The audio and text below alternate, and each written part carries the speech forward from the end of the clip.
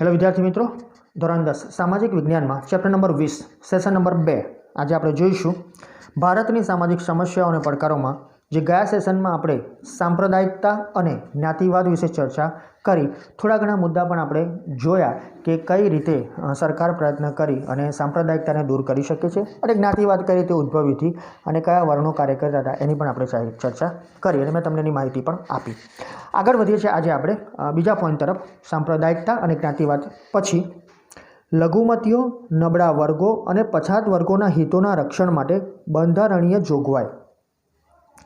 લઘુમતી કોને કહેવાય, નબળા વર્ગો અને પછાત વર્ગોમાં કોનો કોનો સમાવેશ થાય છે અને એમનું હિતોનું રક્ષણ થવું જોઈએ। એમના જે પણ ઇન્ટરેસ્ટ છે, એમનો જે રસ છે, એટલે કે એમનું જે સામાન્ય કહેવાય કે એમના જે પણ ઓબ્જેક્ટિવ છે એનું રક્ષણ થવું જોઈએ અને એની માટે સરકારે બંધારણીય જોગવાઈ ઊભી કરી છે। તો સામાન્ય રીતે 2-3 માર્કમાં જરૂરી છે, પૂછાઈ શકે, જોઈ લઈએ। ભારતના બંધારણમાં લઘુમતીઓ, નબળા વર્ગો અને પછાત વર્ગોના રક્ષણ, કલ્યાણ અને વિકાસ માટે કેટલીક બંધારણીય જોગવાઈ કરવામાં આવી છે। તો આ જોગવાઈ એટલે એની અંદર તમે કોઈપણ પ્રકારના સુધારા વધારા ન કરી શકો, રાઈટ। એ જે બંધારણીય જોગવાઈ થાય છે એ લોકસભા, રાજ્યસભા દ્વારા થાય છે અને ભૂતકાળમાં એને એક કાયદા હેઠળ લાવી દીધી છે। એટલે આપણે એમાં કોઈ સુધારો હમણાં નથી કરી શકતા, સુધારા કરવા માટે સરકારની મંજૂરી જરૂરી છે। પણ આપણે સુધારાની વાત નથી, આપણે તો એ જ માહિતી આપવા માંગીએ છીએ કે સરકારે આ લોકોના રક્ષણ અને કલ્યાણ માટે અને વિકાસ માટે ઘણી બધી જોગવાઈ કરી છે।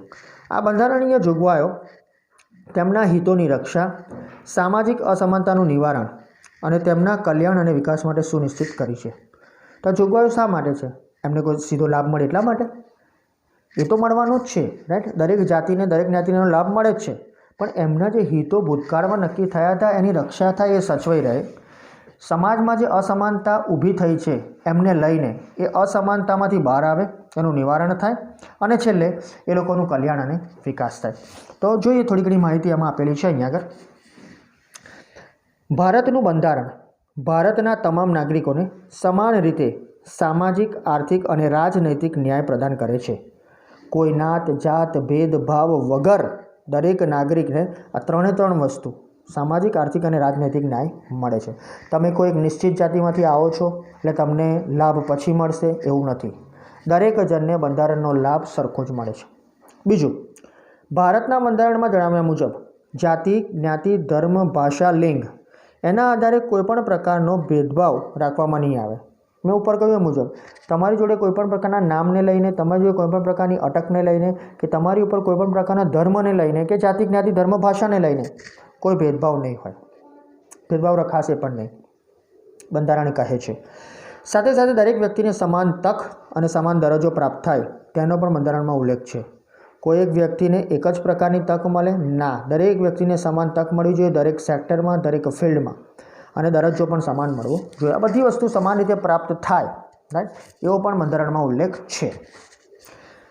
આગળ, આ ઉપરાંત રાજ્યોને એવા પણ અધિકાર આપવામાં આવ્યા છે કે તેને કલ્યાણકારી રાજ્યનું દાયિત્વ નિભાવવા તથા નબળા અને પછાત વર્ગોની રક્ષા કરવા કેટલાક મૂળભૂત અધિકારો પર પણ બંધારણમાં રહીને યોગ્ય પ્રતિબંધ લગાવી શકે છે।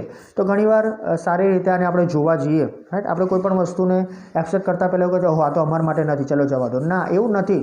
એ કોઈના વિકાસ માટે, કોઈના સારા માટે જ થતું હોય છે। તો આ યાદ રાખશો, ત્રીજા નંબરનો પોઈન્ટ, કે રાજ્યોને ઘણા બધા અધિકાર મળ્યા જ છે અને એમને ઘણી બધી વેલફેર, જે પણ કલ્યાણકારી યોજનાઓ છે, રાઈટ, એનો લાભ મળે જ છે અને એ કલ્યાણકારી રાજ્ય જે પણ આવે છે એનું દાયિત્વ નિભાવવા, એને ચલાવવા માટે અને ત્યાં રહેતા જે નબળા અને પછાત વર્ગના લોકો છે એમની રક્ષા કરવા માટે કેટલાક અધિકારો એમને અલગથી આપવામાં આવ્યા છે અને એ એમાં રહીને અમુક વસ્તુ પર પ્રતિબંધ લગાવી શકે છે। એટલે ખાસ યાદ રાખજો આ છેલ્લું, કે કેટલાક મૂળભૂત અધિકારો પર પણ બંધારણમાં રહીને યોગ્ય પ્રતિબંધ લગાવી શકે છે, રાઈટ, પણ શાની માટે? નબળા અને પછાત વર્ગોની રક્ષા માટે। તમે સીધું એની ઉપર કંઈ પ્રતિબંધ ના મૂકી શકો, પણ જે નબળા અને પછાત વર્ગો છે એની રક્ષા કરવા માટે થઈને મૂળભૂત જે અધિકારો તમને અપાયેલા છે એની ઉપર તમે થોડા ઘણા પ્રતિબંધ લગાવી શકો છો। આગળ, ધાર્મિક સ્વતંત્રતાનો અધિકાર કોઈ પણ ધર્મનું પાલન કરવાની સ્વતંત્રતા આપે છે। તમે તમારા જ ધર્મને પાલન કરાવો, ના, એ આપણા દેશમાં શક્ય નથી।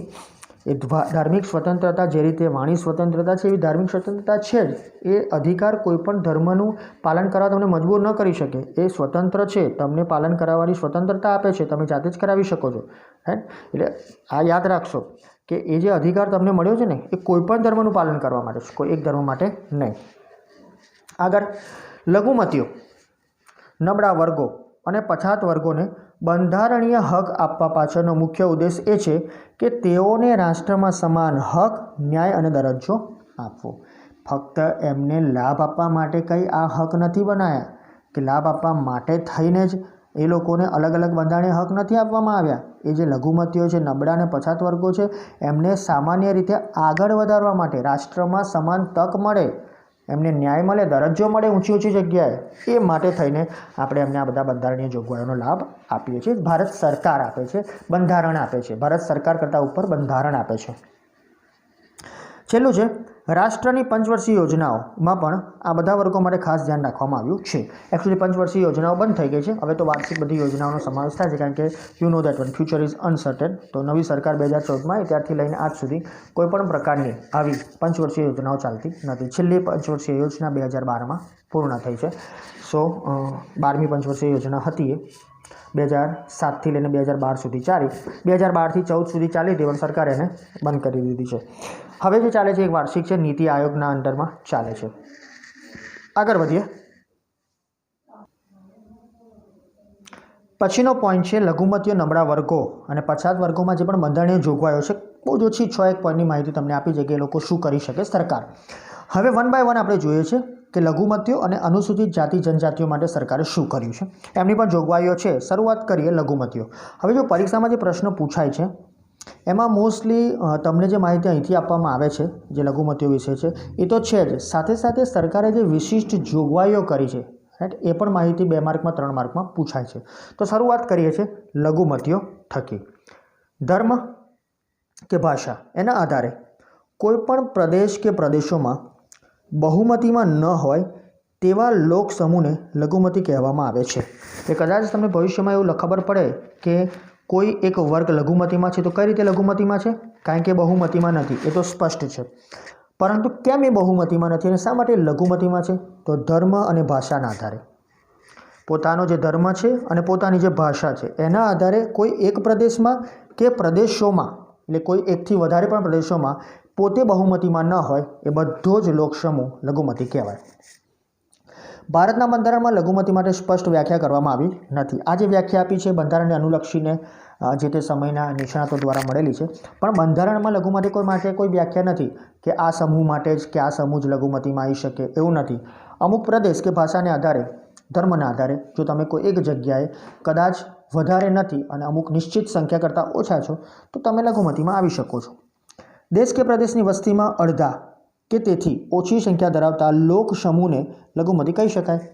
એટલે કોઈ એક પ્રદેશ લઈ લો, કોઈ એક રાજ્ય લઈ લો, કોઈ ભારત આપણો દેશ છે તો એને લઈ લો, તો બંને રાજ્ય એટલે દેશ અને રાજ્ય એની વસ્તીના અડધા કે તેથી વધુ જેટલી પણ વસ્તી છે એના 50% કરતાં ઓછી સંખ્યા ધરાવતું જે પણ લોક સમૂહ હોય, જે ધર્મ અને ભાષા આધારિત હોય, એને લઘુમતી કહેવાય. લઘુમતીઓનો ખ્યાલ કોઈ પણ ધર્મ, ભાષા કે પ્રદેશ પૂરતો મર્યાદિત નથી. યાદ રાખજો વિદ્યાર્થી મિત્રો, એમાં એવું નથી કે આ પ્રદેશ છે એટલે લઘુમતીમાં ના, કે આ ધર્મ છે લઘુમતીમાં ના, એવું નથી. એ ધર્મ, ભાષા, પ્રદેશ પૂરતો સીમિત કે મર્યાદિત નથી. રાષ્ટ્રીય સ્તર પર લઘુમતીઓની જેમ જ રાજ્ય સ્તર પર પણ સ્થાનિક અથવા પ્રાદેશિક લઘુમતીઓની નોંધ લેવી પડે. એટલે કે જે રાષ્ટ્રીય કક્ષાએ લઘુમતીનો ખ્યાલ તમને આપવામાં આવે છે બંધારણ મુજબ, એ કોઈ ધર્મ માટે નથી, કોઈ ભાષા માટે નથી. રાષ્ટ્રીય સ્તર પર પણ જે લઘુમતીઓનું જે કાર્ય છે એની જેમ જ રાજ્ય સ્તર પર સ્થાનિક અથવા પ્રાદેશિક ભાષાઓ જે છે અથવા જે લઘુમતીઓ છે એની નોંધ લેવી પડે. ફક્ત એક જ વર્ગ નહીં, ઘણા બધા જેટલા વર્ગો છે બધાની. માટે જ રાષ્ટ્રીય સ્તર પર લઘુમતીઓની સંકલ્પના એ રાજ્ય સ્તરની સંકલ્પના કરતાં બિલકુલ ભિન્ન છે.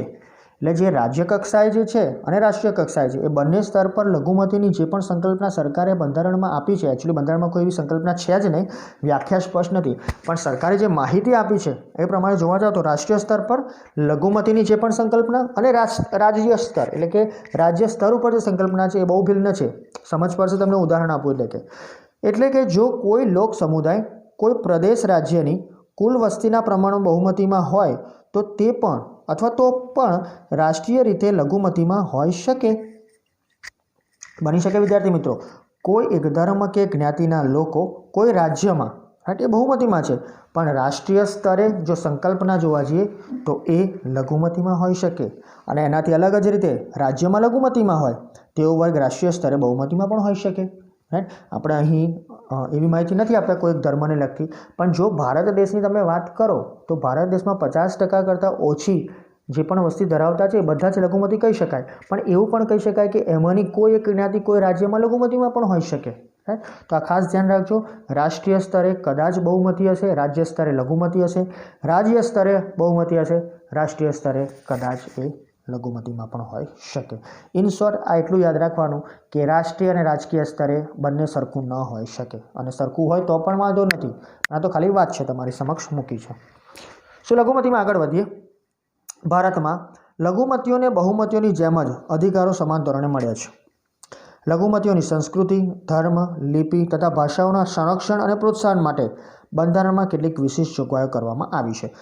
3 જ જોગવાઈઓ છે, એટલે 3 માર્ક માટે ચાલી જાય. 2 માર્ક માટે પૂછે તો તમારે થોડી માહિતી આપી દેવી અને પ્લસ આમાંથી કોઈ પણ 2 લખવી, રાઈટ. અને 3 માર્ક માટે પૂછે તો સીધું પૂછી લે કે જે બહુમતીમાં નથી અને લઘુમતીમાં છે એવા લોકોની જોગવાઈઓ કઈ છે, તો સીધી 3 આ બતાવી દેવી. તો કેટલીક વિશેષ જોગવાઈઓ છે, જેમાંથી પહેલી જોઈ લઈએ. લઘુમતીઓના હિતો અને તેમના કલ્યાણ અને વિકાસ માટે રાષ્ટ્રીય લઘુમતી પંચની રચના કરવામાં આવી છે. એટલે જે પણ અલગ ધર્મ કે ભાષા ધરાવતો પ્રદેશ હોય અને એ જો લઘુમતીમાં હોય તો એમના હિતો અને એમનું કલ્યાણ થવું જોઈએ, એમનો વિકાસ પણ થવું જોઈએ, અને એના માટે સરકાર, રાઈટ, લઘુમતી પંચની રચના કરે છે, રાઈટ. આ જે માઇનોરિટી જે છે એ લોકોને સરકાર ઘણા બધા ફાયદા આપે જ છે, અને આમ જોવા જઈએ તો એ બહુમતીઓથી અલગ નથી, પર નથી, રાઈટ. એમની જેમ જ ઘણા બધા ફાયદા થાય જ છે, ઓકે. એટલે ધ્યાન રાખવું જરૂરી છે. બીજું જોઈએ. ધાર્મિક સ્વતંત્રતાનો અધિકાર લઘુમતીઓનો વિશ્વાસ અપાવે છે કે તે પોતાના ધર્મના પ્રચાર, પ્રસાર અને પ્રોત્સાહન માટે પ્રયત્નો કરી શકે છે.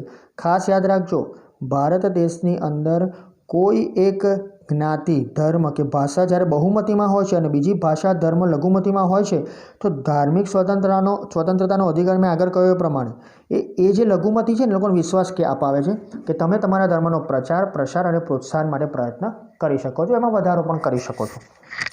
કાયદો બળપૂર્વક ધર્માંતરને માન્ય રાખતો નથી. આ પણ યાદ રાખવા જેવું છે.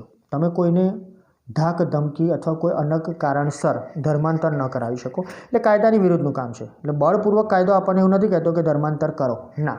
તો કાયદો બળપૂર્વક ધર્માંતરને માન્ય રાખતો નથી. સરકારી સહાય લેતી કોઈ પણ શિક્ષણ સંસ્થામાં ધાર્મિક શિક્ષણ આપી શકાતું નથી.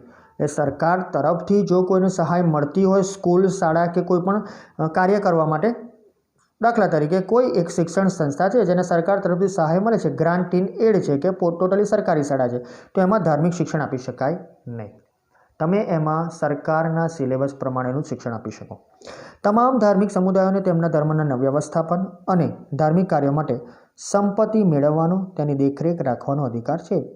કોઈ પણ એક નાનો ધર્મ છે જે લઘુમતીમાં છે તેનો એક સમુદાય હોય છે, એમને પોતાના ધર્મનું વ્યવસ્થાપન કરી શકે, એમનું મેનેજમેન્ટ, એડમિનિસ્ટ્રેશન કરી શકે, એની માટે, એના કાર્યો માટે પોતે મંદિર, મસ્જિદ, પછી દેવળો, રાઈટ, પછી અગિયારી કે કોઈ પણ પ્રકારના ધાર્મિક સ્થળો બનાવી શકે. જે કોઈ પણ ધર્મ હોય એની માટે એમને સંમતિ છે જ, તો એનું વ્યવસ્થાપન કરવું પડે ને. તો જે પણ તમે ધર્મ માટે કાર્ય કરો છો, રાઈટ, તો એની માટે એ કાર્ય, ધાર્મિક કાર્ય માટે સંપત્તિ મેળવો છો, રાઈટ, એ બનાવવા માટે કે સંપત્તિ, અને એની દેખરેખ કરવાનો પણ અધિકાર તમને જ છે. તો એ દરેક ધર્મ માટે છે, એ કોઈ એક ધર્મ માટે નથી. જે માન્યતા બહુમતીને મળી છે એવી જ એને લઘુમતીને પણ મળી જશે. આગળ, સાંસ્કૃતિક અને શૈક્ષણિક અધિકાર દ્વારા લઘુમતીઓ પોતાની લિપિ અને સંસ્કૃતિનું રક્ષણ કરી શકે છે. એટલે દરેક જણને પોતાનો ધર્મનો પ્રચાર પ્રસાર કરવાની છૂટ છે. શૈક્ષણિક સંસ્થાઓ જે સરકારી ગ્રાન્ટ મળે છે એમાં નહીં, પણ એની બહાર પોતે સાંસ્કૃતિક અને શૈક્ષણિક અધિકાર જે પણ મળે છે એમાં પોતાનો ધર્મનો, લિપિ, સંસ્કૃતિનું રક્ષણ કરી શકે છે. સરકારી સહાય મેળવતી કોઈપણ સંસ્થામાં ધર્મ, વંશ, જાતિ, વર્ણ કે ભાષાના આધારે કોઈપણને પ્રવેશ મેળવતા અટકાવી શકાશે નહીં. તમે કોઈ પણ એક શૈક્ષણિક સંસ્થા છે, રાઈટ, કોઈ પણ, ફક્ત શૈક્ષણિક સંસ્થા શા માટે, કોઈ પણ સરકારી સહાય મેળવતી કોઈ પણ સંસ્થા છે એમાં ધર્મ, વંશ, જાતિ, જ્ઞાતિ, બોલી, ભાષા, રાઈટ, એના આધારે કોઈપણનો પ્રવેશ તમે અટકાવી શકો નહીં. સમાજના તમામ વર્ગોને પોતાની પસંદગી પ્રમાણે ભાષા, લિપિ જાળવવાનો, વિકાસ કરવાનો અને તે માટે શૈક્ષણિક સંસ્થા સ્થાપવાનો અને ચલાવવાનો અધિકાર છે. તમે લઘુમતીમાં છો અને તમે તમારા તમામ વર્ગોને પોતાની પસંદગી પ્રમાણે તમે એક જ્ઞાતિના છો અથવા તમે કોઈક લઘુમતીમાં છો અને તમારે તમારી લિપિ જાળવવી છે, એનો વિકાસ કરવો છે, પોતાની ભાષાને આગળ વધારવી છે, તો તમારી શૈક્ષણિક સંસ્થા ખોલી શકો તમે. You can start your own educational institutions, right. અને એને ચલાવવાનો અધિકાર પણ તમને જ છે, રાઈટ. એક પ્રાઇવેટ વસ્તુ છે. ભારતીય લઘુમતીના બાળકોને પ્રાથમિક શિક્ષણ માતૃભાષામાં મળે તેવી સુવિધા રાજ્ય સરકાર આપે છે. એટલે જ્યારે આપણા ભારતમાં જે પણ જે તે સમયે જોગવાઈઓ થઈ એ મુજબ જે પણ લઘુમતીમાં આવે છે એ લોકોને તમે પ્રાથમિક શિક્ષણ આપણી ભાષામાં એ લોકો લઈ શકે છે, કોઈ પણ જગ્યાએથી જે તે રાજ્યમાં રહેતા હોય ત્યાંથી. તો આ વાત થઈ કે સંરક્ષણ અને પ્રોત્સાહન લિપિ અને ભાષાઓના આધારે, ધર્મ અને સંસ્કૃતિના આધારે કઈ રીતે મળે છે. એની જોગવાઈઓ 3 છે. આના પછી જે લઘુમતીઓ પછી આવે છે અનુસૂચિત જાતિઓ અને જનજાતિઓ. Here it is. અનુસૂચિત જાતિઓ અને જનજાતિઓ, અને આપણે કહીએ છીએ SC and ST, schedule caste and schedule tribe. અનુસૂચિત જાતિ SC, અનુસૂચિત જનજાતિ ST. અનુસૂચિત જાતિઓ અને અનુસૂચિત જનજાતિઓની કોઈ વ્યાખ્યા ભારતના બંધારણમાં સ્પષ્ટ કરવામાં આવી નથી. લઘુમતીની જેમ જ આમની કોઈ વ્યાખ્યા નથી. સંબંધિત રાજ્યના રાજ્યપાલની સલાહથી રાષ્ટ્રપતિના આદેશ દ્વારા તેનો વિશેષ ઉલ્લેખ કરવામાં આવ્યો છે. એટલે ભારતનું બંધારણ જે છે એમાં એની કોઈ વ્યાખ્યા નથી. તો આગળ વધતા કોઈ પ્રોબ્લેમ ન થાય એટલે જે તે રાજ્ય હોય એ રાજ્યના રાજ્યપાલ હોય જ છે. તે રાજ્યના રાજ્યપાલ રાષ્ટ્રપતિનો આદેશ આવકારીને અથવા તો એને કોઈને કોઈ રીતે કોઈ પણ રાજ્યમાં મૂકીને એનો ઉલ્લેખ કરવામાં આવે છે કે આ અનુસૂચિત જાતિ છે, અનુસૂચિત જનજાતિ છે. એટલે જે પણ કાર્ય થાય છે રાષ્ટ્રપતિની સંમતિથી, રાજ્યપાલ દ્વારા, રાજ્યપાલની સલાહથી રાષ્ટ્રપતિ એને માહિતી આપે છે અને વિશેષ ઉલ્લેખ કરવામાં આવ્યો છે. જ્ઞાતિવાદના કારણે કેટલીક જ્ઞાતિઓનું શોષણ અટકાવવા, કઈ રીતે, શા માટે અનુસૂચિત જાતિ જનજાતિ બની, એનો એક મહત્ત્વની વાત તમને હું કરવા જઈ રહ્યો છું કે જ્ઞાતિવાદના કારણે કેટલીક જ્ઞાતિઓનું શોષણ અટકાવવા, તેમની સામેના અન્યાયને દૂર કરવા, સમાનતા અને ભાતૃભાવથી તેમનામાં રહેલી સંકુચિતતા દૂર કરવા અને તેમનો સામાજિક, આર્થિક અને શૈક્ષણિક વિકાસ થાય તે હેતુથી ભારતના બંધારણમાં કેટલીક વિશિષ્ટ જોગવાઈ કરવામાં આવેલી છે. તો કઈ રીતે આનો ઉદય થયો? તો મેં આગળ તમને કહ્યું કે અમુક જ્ઞાતિઓ હતી એમની આવક ઓછી હતી, રાઈટ, અને એમને અન્ય જ્ઞાતિ સમૂહથી થોડીક દૂર પરિસ્થિતિમાં રહેવું પડતું હતું, અથવા તો એ લોકો દૂર રહેતા હતા, અથવા એમની આર્થિક પરિસ્થિતિ બહુ નબળી રહી ગઈ.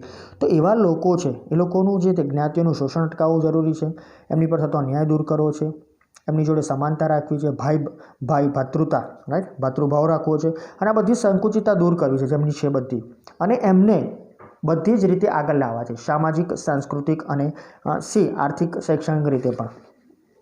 તો એ જ હેતુથી ભારતના બંધારણમાં અમુક જોગવાઈઓ કરેલી છે. યાદ રાખજો કલમ, બંધારણની કલમ 341માં જણાવ્યા પ્રમાણેની અનુસૂચિમાં સમાવિષ્ટ જ્ઞાતિને અનુસૂચિત જાતિઓ તરીકે ઓળખવામાં આવે છે. એટલે અહીં તમને લિસ્ટ નથી આપ્યું કારણ કે ગુજરાતમાં જ ઘણી બધી જાતિઓ છે. જો લિસ્ટ આપવા બેસીએ તો લગભગ ઘણા બધા એની પાછળ પ્રયત્નો કરવા છતાંય સરકાર એવું ના કરી શકે કે આને કાઢી નાખીએ, કે આને રાખીએ, કે આને ઉમેરે. તો ઘણા બધા પ્રયત્નો સરકાર કરે છે કે લોકો સુધી દરેક વસ્તુ પહોંચે, એ જાતિઓનો વિકાસ થાય. પણ ઘણો બધો લાંબો સમય નીકળી જાય છે આની અંદર તમને માહિતી આપે તો. પણ એ તમને ખાલી માહિતી આપી છે કે બંધારણની કલમ 341 છે એના પ્રમાણમાં અનુસૂચિ છે. આ વાત થઈ આપણી અનુસૂચિ પ્રમાણે જાતિની. હવે અનુસૂચિત જાતિ છે, જનજાતિ જોઈ લઈએ. જ્યારે બંધારણની કલમ 342 પ્રમાણેની અનુસૂચિ પ્રમાણે સમાવિષ્ટ જાતિઓને અનુસૂચિત જનજાતિઓ તરીકે ઓળખવામાં આવે છે. એટલે અનુસૂચિત જાતિ માટે આપણે જોયું કે એમનો વિકાસ થાય, રાઈટ, લોકોની અંદર જે સંકુચિતતા એ દૂર થાય. એવી 341ની કલમમાં જે SC માટે છે, અનુસૂચિત જાતિ માટે, એવું જ 342માં અનુસૂચિત જનજાતિ માટે છે. તો કોનો સમાવેશ થાય છે? તો અનુસૂચિત જનજાતિઓમાં એવા લોકોનો સમાવેશ કરવામાં આવે છે જેઓ મોટાભાગે જંગલ કે પહાડી વિસ્તારમાં રહે છે, આદિવાસી જાતિ કહી શકાય, વિશિષ્ટ ભૌગોલિક સ્થિતિમાં નિવાસ કરે છે અને બીજા કરતાં અલગ સામાજિક અને સાંસ્કૃતિક જીવન ધરાવે છે. ઘણા લોકો, ઘણો વર્ગ એવો છે કે જે આવું જીવન જીવે છે, રાઈટ, અને આ લોકો એવા છે કે જે પહાડી વિસ્તારમાં, જંગલ વિસ્તારમાં રહેતા હોય છે અને એમનો નિવાસ ત્યાં જ હોય છે. ભૌગોલિક સ્થિતિ જોવા જાય તો એમનો નિવાસ આપણા કરતાં અલગ હોય છે, એમનું જીવન, સામાજિક, સાંસ્કૃતિક જીવન અલગ હોય છે. તો સામાન્ય લોકો કરતાં આર્થિક અને શૈક્ષણિક રીતે આ લોકો પછાત છે. તો આ બધાનો સમાવેશ આપણે અનુસૂચિત જનજાતિમાં કરીએ છીએ. તો આજે મેં ચર્ચા કરી તમારા સમક્ષ કે જે લઘુમતી, નબળા વર્ગો, પછાત વર્ગો છે એના માટે શું જોગવાઈ છે, સાથે સાથે લઘુમતીઓની પોતાની ખુદની શું જોગવાઈ છે, અને અનુસૂચિત જાતિ જનજાતિઓ કઈ કઈ છે. હવે બંધારણની જોગવાઈઓ જે છે અનુસૂચિત જાતિ અને જનજાતિ માટે એ આપણે નેક્સ્ટ લેક્ચરમાં જોઈશું. જે સામાન્ય જોગવાઈઓ છે, સ્પેશિયલ ટાઈપની જે જોગવાઈઓ છે એની પણ આપણે ચર્ચા કરીશું. એટલે ખાસ જોગવાઈઓનો પણ આમાં સમાવેશ થાય છે. ત્યાર પછી બંને માટે સ્પેશિયલ અનુસૂચિત જાતિ અને અનુસૂચિત જનજાતિ માટે અલગથી જોગવાઈઓ છે. ત્યાર પછી આપણે નિષ્કર્ષ તરફ આગળ વધીશું અને પછી આપણે જે અમુક સામાજિક સમસ્યાઓનો પડકારો છે એમાં જે અન્ય જે સમસ્યાઓ બીજી છે આ સિવાયની એની પણ આપણે ચર્ચા કરીશું. આજના માટે આટલું જ. Thank you very much.